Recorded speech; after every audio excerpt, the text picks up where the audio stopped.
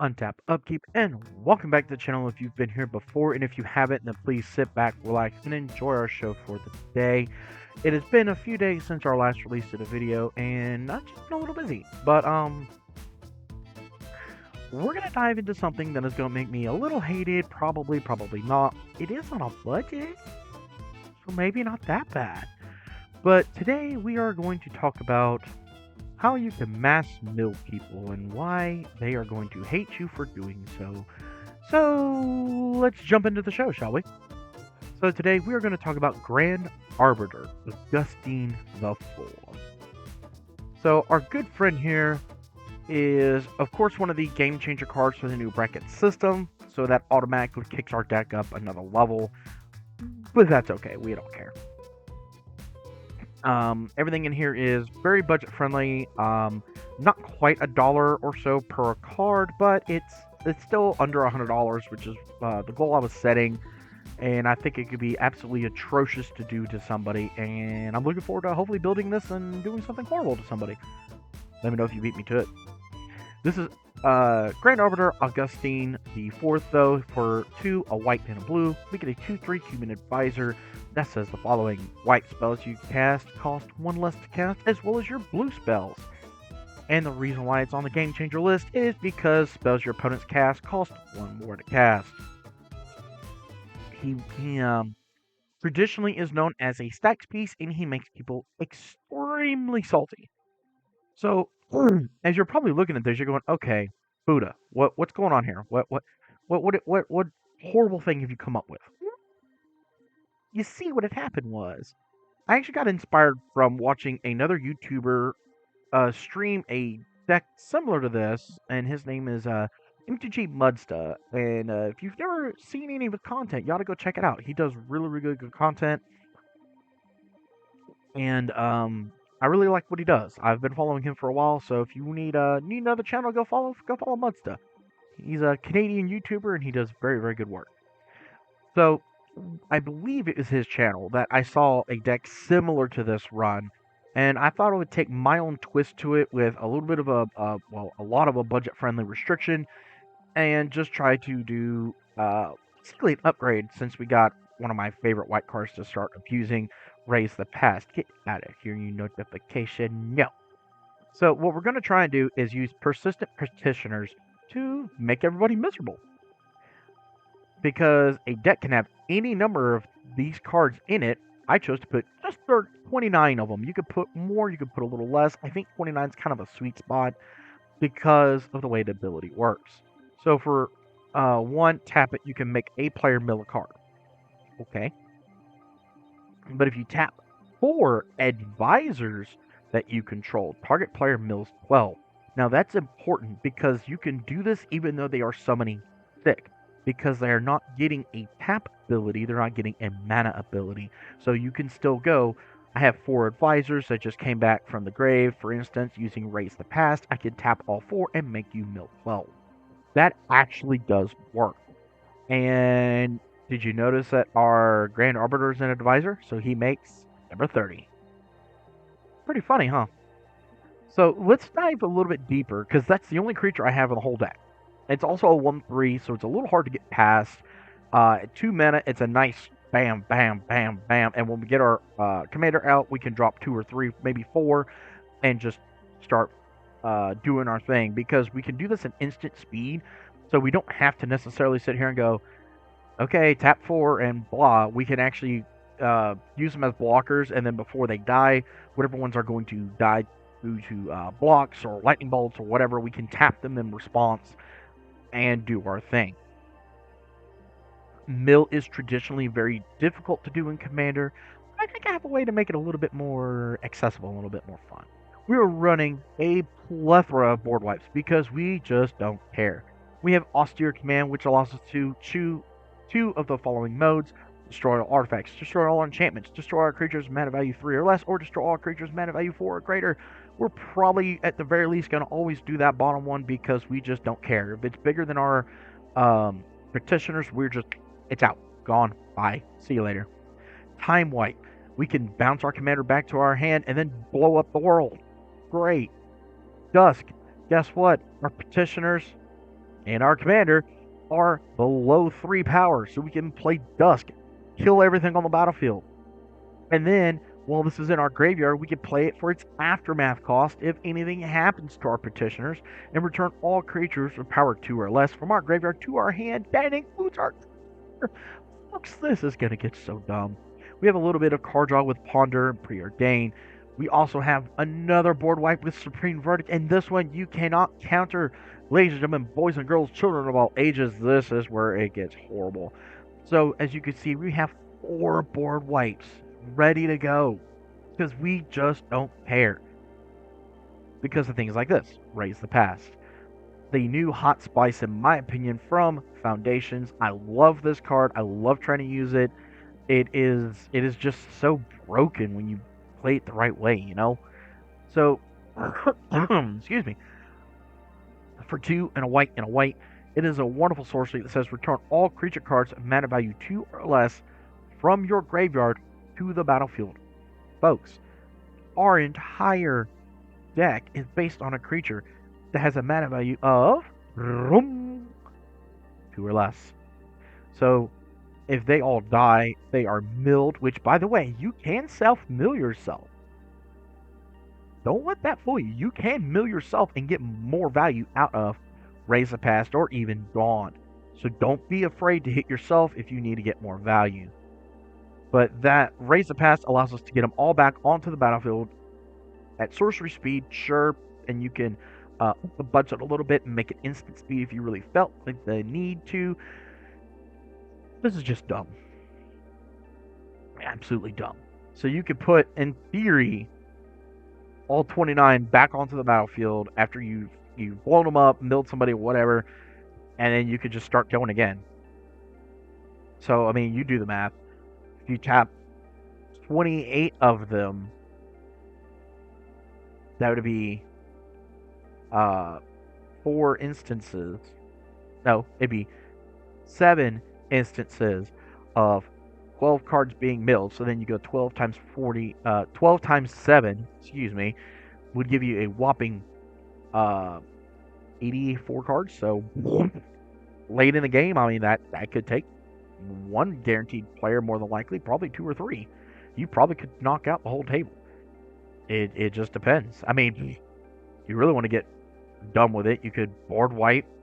You could do the mill effect, board wipe, Raise the Past, do it again. I mean, you can loop some things and do some pretty dumb things. We have Aetherize to help protect us, so if anything, they start singing creatures our way, we can just, nope, we're not having any of that. Negate, Offer You Can't Refuse, Counterspell, just a few counterspells to help protect what we're trying to do. We have Brainstorm and Opt to help us draw some more cards. Path to Exile, Swords to Plowshares, pretty standard exiling creatures. That could be a problem, such as, Big Battle Drazi, that likes to shuffle everything and ruin our entire game plan and day. Generous Gift blows up anything that could be a problem as long as it's not indestructible. That includes problematic lands. Disenchant, we only have one way to get rid of an artifact or enchantment, which is fine. This is not made to be like the most top tier powerful build it can be. This is on a budget, so it'll be okay here. And we also have an instant speed, bring everything back with Rally the Ancestors. So for a white, and X, return each creature card with converted mana cost 2 or less from your graveyard to the battlefield. Exile those creatures at the beginning of your next end step and exile Rally of the Ancestors. That is a slight downside. So in theory, we could Raise the Past, bring all 29 back, mill somebody for either their entire deck or a good chunk of their deck, blow them all up, rally the Ancestors to get them all right back, and do it again. And I would suggest if you're doing that it would be like a last-ditch effort to win the game. Don't make this a way to really win the game due to the fact that we only have 29 petitioners, so we're not like any kind of backup plan per se. I mean, you probably could do commander beats, but I don't think you're going to win that battle. So this is like an emergency button, if you will. and it allows us to do it one more time because after that they all get exiled and then we're just kind of dead in the water. So do keep that in mind. Our artifact package is pretty standard, I think you would like to say. We're running Mind Stone, Wayfarer's Bauble, Thought Vessel, the Talisman, Belwar Stone, Arcane Signet, Azorius Signet, the Prismatic Lens, a Soul Ring, and we are actually splashing in for the Midnight Clock because it allows us to shuffle our hand and graveyard back together into our library, and then we can draw a whole fresh grip of cards. This will have to be exiled, but that's okay because you could potentially kind of start a loop. I would almost say you could get them all back, do your thing, kill them, use the clock, get them all back again, do a thing. I mean, you could do it 2 or 3, maybe 4 times because we have a nice little artifact in here that kind of rounds out everything and helps expedite the mill process, if you will, with the Mesmeric Orb. It is the most expensive card in the entire deck. It is worth the splash to have this in the deck, in my opinion, and I could not argue not having it in. It's really easy to find. It did get a reprint. It is on the pricey side of things, being over $15. But if you can get your hands on one, let's go. Because the Mesmeric Orb, we could drop as early as turn 2, and it says the following: whenever a permanent becomes untapped, that permanent's controller mills the top part of their library. So you get this out pretty early. Again, we don't really care too much because we have the Midnight Clock we could potentially get back. We have 4 board wipes. Aetherize can technically count as a 5th board wipe, bouncing everything back. And then we have 3 or 4 ways to constantly get everything back. So we're not really that concerned about our stuff going away. We have a couple of ways to regenerate a few things, and it might take some practice getting used to the Mesmeric Orb. And our deck curve, as you're looking and watching, is a little bit on the low side. I wanted to keep it pretty low to the ground so we're not hurt too much by the Mesmeric Orb, and we do have quite a bit of land to help balance this out a little bit. And you can modify and play with the land base and everything like that a little bit, fit more to your meta, but definitely keep the Mesmeric Orb in. And my wholehearted 2 cents, this has to stay because it just does a lot of work. Next up, our enchantment package. We are doing some really dumb shenanigans. We have Propaganda and Ghostly Prison. Both enchantments allow us to play them, and we can keep people from attacking us. They have to pay, and if one is on the battlefield, just 2 mana for every creature that attacks us. If both are on the battlefield, boys and girls, ladies and gentlemen, they are hosed. Now it costs you a whopping 4 mana. 4 mana to attack me per creature. Um, if you've actually seen a lot of my deck tech videos by now, which hopefully you have, and if you have, love you, thank you, please keep it coming. You've probably noticed a trend. I like to put at least 1 or 2 pieces of spot removal for enchantments and definitely for lands because they can be a problem. So if most decks are not prepared to deal with something like a Ghostly Prison Propaganda effect, they are going to most likely be, dead in the water. Especially a lot of your heavy aggro decks because it is difficult for them to deal with. Last but not least, speaking of aggro, I have a way to deal with those fools as well. What about Frozen Aether? You ever heard of it? You ever seen of it? Probably not. It's from Planar Chaos. Pretty old set. I remember playing this set back in high school. What were you doing in high school? Do you even remember high school? Oh god, high school days. Moving forward though, Frozen Aether. For 3 blue, we get a wonderful wicked enchantment that says artifacts, creatures, and lands your opponents control come into play tapped. You like that? I know you like that. I know you're sitting there looking at this computer screen or your phone screen or wherever you're watching this going, I'm sorry, what did you just say? Yes, you heard that right. So for 4 mana, we can literally lock down the entire table but us every time something comes into play. So those Krenko decks, don't care. Unless you have impact tremor effects to deal damage whenever they come into play, you're not coming through to me right away because I'm just going to tap them all down. You know that mana you were trying to get out? Be a shame if it came into play tapped.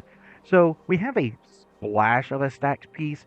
And I thought it would be good because it is super budget friendly as long as you don't get the foil version. My God, I didn't know that was expensive. But as long as you get just a plain Jane, Frozen Aether from Planner Chaos, easy peasy lemon squeezy enchantment, it's $1, guys. Guys, it's $1. What more could you ask? I mean, hmm, sweet. So, I mean, I think it's pretty sweet, and I think it's a fun card to have in here for a stacks piece that we're not going to be like too overbearing with a stacks piece. And again, for this deck, you can modify for your area if you need like 40 of the consoles or anything like that to help keep things tapped. Maybe you need some life gain or whatever. You can modify this a little bit here and there. Maybe take out a land or two because I think I'm a little top heavy on our land base, which let's dive into real quick. We're pretty standard. We have a lot of your check lands that are white blue in here, Prairie Stream, Glacial Fortress, Atacur Waste, Deserted Beach, Irrigated Farmland. We of course have Reliquary Tower, which I don't think you're really going to need, being that, we're not looking at have a max hand size. Not too often, I don't think. We have Command Tower. Path of Ancestry actually does work here because it's literally an advisor deck of 30 cards. Exotic Orchard, running Evolving Wilds, Terramorphic Expanse, a good chunk of plains, mostly islands because we are mostly a blue deck, and of course my one spot of land destruction removal with Field of Ruin, and you can use Demolition Field, Ghost Quarter, any kind of card along those lines. Random fact, actually, that would have been a thing last night at my local game store, which, if you haven't been to, I will post a link to their Facebook page down below in the description. Green Brothers Comics. And they are wonderful people. Check them out. And if I'm not mistaken, they do have a TCG player website. So, you could find some spice. Support the local game stores, guys. Support them. But we did a nice budget friendly tournament last night at the local game store, which was actually streamed thanks to our friends at the Real. Well, it's not the Real, but they are on Facebook, which I can link into the description as well. And their go-to name is In Response. Their Twitch would be Real In Response. So pay attention to that. Give them some love. Show them show them some love, and let's see if we can just be a big happy community, shall we? But anyways, this almost became a thing last night because one of our players who was actually a part of Team In Response, they had a enchantment that allows them to you can put an angel as a platinum angel, which means you cannot lose the game and your opponents cannot win the game. It was a very big problem in standard about a year or two ago, if I remember correctly, probably 2 years now. But you could get Faithless Haven, which is a land that says it becomes all creature types. And you could use the Book of Exalted Deeds, if I remember correctly, is the name. And you can do this effect onto this land, which is technically an angel. And then at the end of the turn, it becomes a land. And somehow, some way, the way the ruling actually works is it still has that clause onto it, even though it's no longer an angel, meaning unless you have a way to deal with that land, you're never beating your opponent. Ever. Oh my god. So, while it could be very, very unlikely you would get the one piece of land destruction that you have out of the entire 99 cards left in the deck, I mean, it could be relevant, that actually legitimately could have been a thing last night if our fellow player from In Response actually had the land combination. He doesn't have it, so maybe I'll help him out with that. Shout out to Garrett, man. You did a great job last night, bud. He did a really good job. But you gotta always have something like that. I'm a firm believer of having as many answers as possible. T9, what are you doing, you goofball? Sorry, my wonderful pup decides he wants to play. But you could do some damage with something like that. So I always recommend in every video always have a piece of land destruction because you just never know when it will become a thing and how often you might need it. So our curve, before I continue on, we're extremely low. We have a couple things that are higher, but not enough to really concern ourselves with. Our 2-drop slot is land. Other than that, we're a pretty low curve deck, pretty low to the ground. I mean, that hand wouldn't go nowhere. Look at all that land. I like that hand. We could turn one a Soul Ring, turn 2 a Ghostly Prison, turn 3 our commander, turn 4 start dropping petitioners.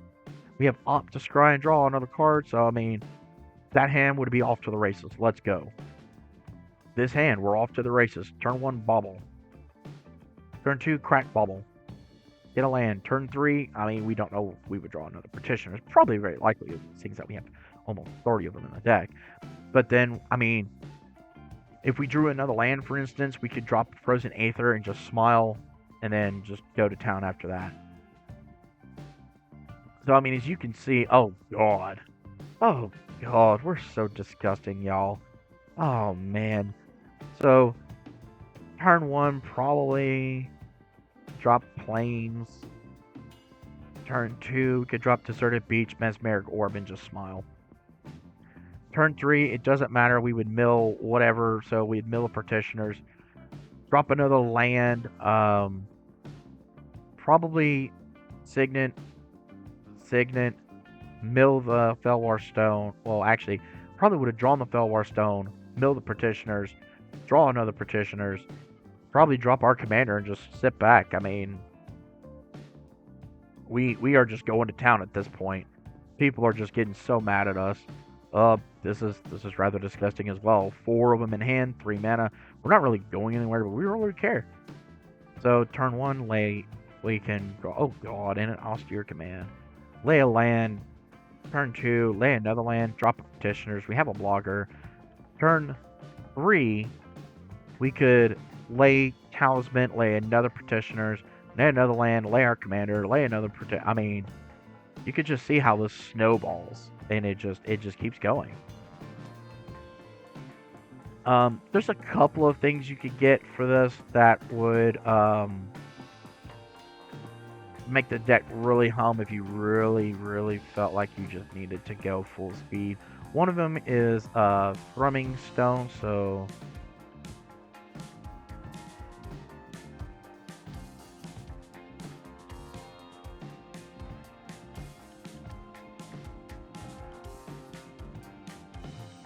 hold on. Oh. It's hard to do because I actually have a hotkey, so hold on. So you can get Thrumming Stone into the build. Oh goodness. So let's just kind of scroll through here. But Thrumming Stone allows you to have Ripple, which if you've never seen is a really interesting card. Thrumming Stone is a more expensive piece you can buy for this kind of deck, and it does a lot of work because it says you have Ripple 4. So what that's going to mean is every time you cast a spell, and it's more traditionally seen in a deck kind of like this, you can have any number of them, so like Relentless Rats or anything like that. Oh, hold on. I think I have a faster way. No, it'll be okay. Anyway, I'll show y'all later the effects that can have. But the Thrumming Stone says whenever you cast a spell, you Ripple Force, you reveal the top 4 cards of your deck. And if you reveal a card that has the same card name as it, such as Persistent Petitioners, you're able to cast that spell without paying its mana cost and do it again, if I remember correctly. Hold on, I might have a faster way. Let's go through my other decks real quick. Find my Galazath Prismari or this one.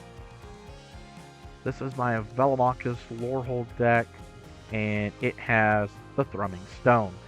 So this is exactly what I was talking about. It is on the higher end of a budget being at $20. It does cost 5 mana.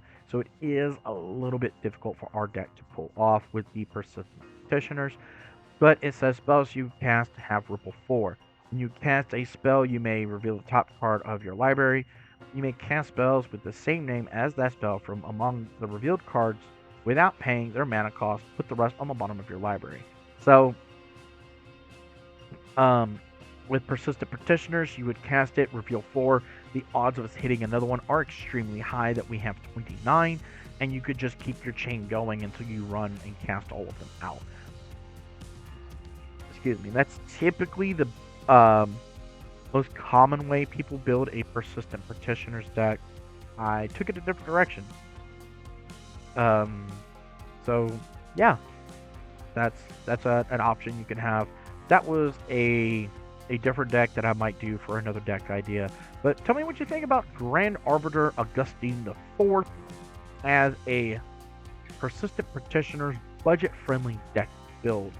This wouldn't be possible if it wasn't for the fact that he's got a wonderful reprint in the Ravnica Remastered set. Otherwise, these were like $3 or so a pop. Non-foil, I mean, they were up there. They're actually kind of hard to find. Thanks to the reprint in Ravnica Remastered, they're nowhere near as hard to find, and they're hard to find a home for. But I think I did a pretty okay job. And again, it was all inspiration from another deck builder on a different channel. I believe it was MTG Mudsta's channel. So give them some love. Let me know what you think about our wonderful friend Grand Arbiter. Like, share, subscribe. The deck list for this will be in the description below. Don't forget, if you have a deck idea that you're having issues with, you want me to start looking at a deck for you, show me some love, leave me some comments, and we'll see where we go. Help me make this channel more than what it can actually be. Let's expand our horizons. Let's do something fun. I've been the Buddha Dragon. Don't forget, rub that belly for mana, and may all your games be filled with luck. Till the next time, peace out.